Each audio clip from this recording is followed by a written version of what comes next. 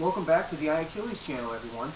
Today I wanted to talk about the most abhorrent part of the Cloward Piven strategy that they have perpetrated on the minority in the United States of America, the progressive movement. They are using, as far as I know, I've figured out 4 things that they're using to fundamentally transform this country. 4 strategies, 4 different tactics and groups. The Cloward Piven strategy, the crisis strategy, Saul Alinsky's Rules for Radicals, which is the organizational blueprint that they've used to push forth this fundamental change. I mean, every organization out there, most of the organizations out there are under the control of the progressive movement, especially if it's a charity organization, charitable organization that has no real affiliations with the Christian church or anything like that, all the other ones.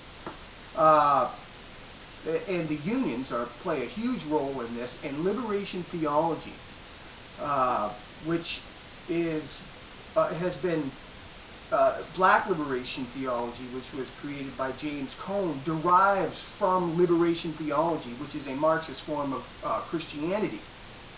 And basically it empowers people to become a victim class and to embrace the victim class status. And that's what liberation theology, Black liberation theology that Barack Obama practices, that is what that's all about. It's all about accepting your victim class status and use organizations to fight against the system for more. And that's what Black liberation theology is. Reverend Wright, that's what Obama listened to for 20 plus years. So that's who Obama is. That's his religion. But the Cloward Piven strategy, this is the most diabolical part of this, the most abhorrent part of this diabolical scheme to transform this country. It says, the methodology is known as the Cloward Piven strategy, the crisis strategy. And this is on the American Thinker. The strategy of forcing political change through orchestrated crisis. The Cloward Piven strategy seeks to hasten the fall of capitalism by overloading the government bureaucracy with a flood of impossible demands, thus pushing society into crisis and economic collapse. Richard Cloward and Francis Fox Piven were 2 lifelong members of Democratic Socialists of America who taught sociology at Columbia University. Piven later went on to City University of New York. In a May 1966 Nation magazine article titled "The Weight of the Poor," they outlined their strategy, proposing to use grassroots radical organizations to push ever more strident demands for public services at all levels of government. Now, in the 1960s when this was created, it was a theory. It was a theory. And whenever I talk to anybody about this, they say, oh, that happened back then, you know, that was back then. No, you can't fundamentally collapse the system of the most powerful country in the world in a few years. It takes time. It started then, and we're living in it today, the result of these strategies against the system of our country. So you have to test theories, and what they did is they went to Detroit. This is where the theory was tested. Detroit was you have to look at Detroit as what it was, the most powerful industrial state in America. So they went there, along with the unions and Saul Alinsky, and they went there and they set up camp. They wrapped their arms around the poor. It says right here, push ever more strident demands for public services at all levels of government. How do you do that?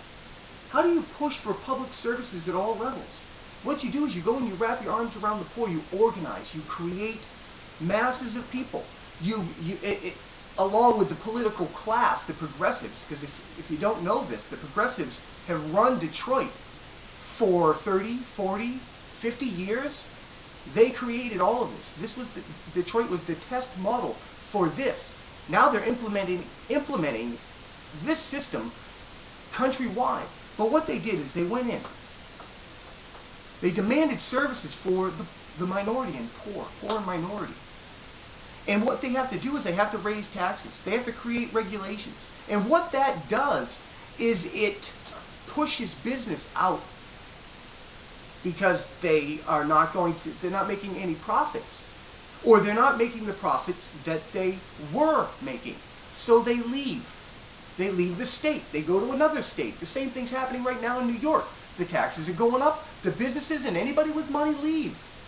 And then they turn it around in Detroit and look at it and sell it to the American people as a racist move. They called it white flight.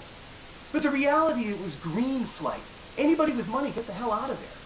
They got the hell out of there. Because they saw what was happening there. They were being fleeced. Literally. And it was a plan to see if they could collapse Detroit. Along with the unions. Demanding more and more and more and more. And going on strikes if they didn't get it.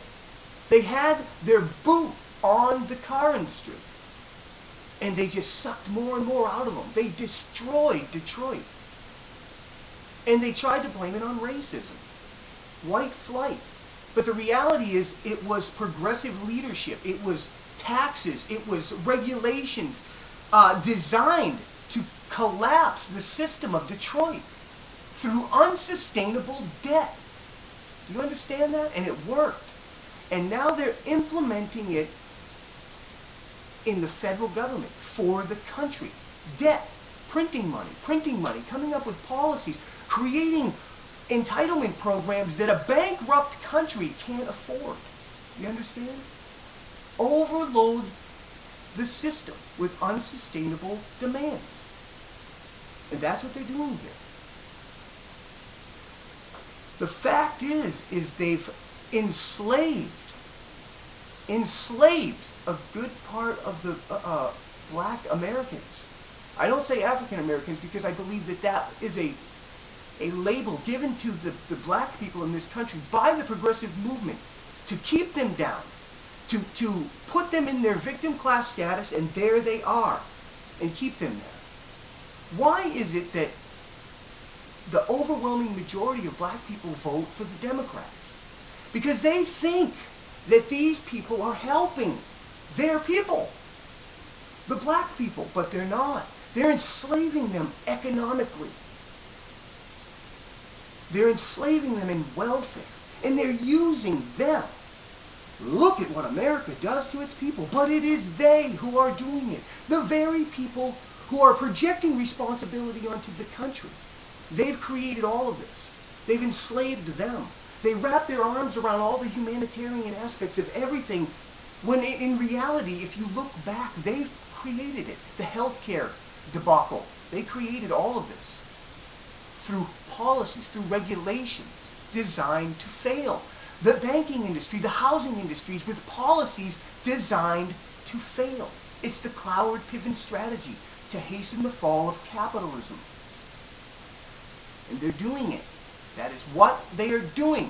Nothing they do. How do you make foreign trade policies where you lose?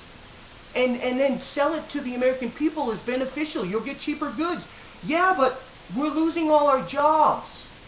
Does that make any sense to people? It shouldn't. It's the Cloward Piven strategy to destroy this country.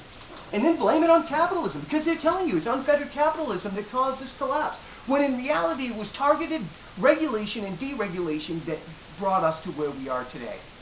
And they're continuing. They're still doing it. Barack Obama doesn't care if he gets reelected. He's got one term to destroy this country. And he's hell-bent on doing it. God bless America.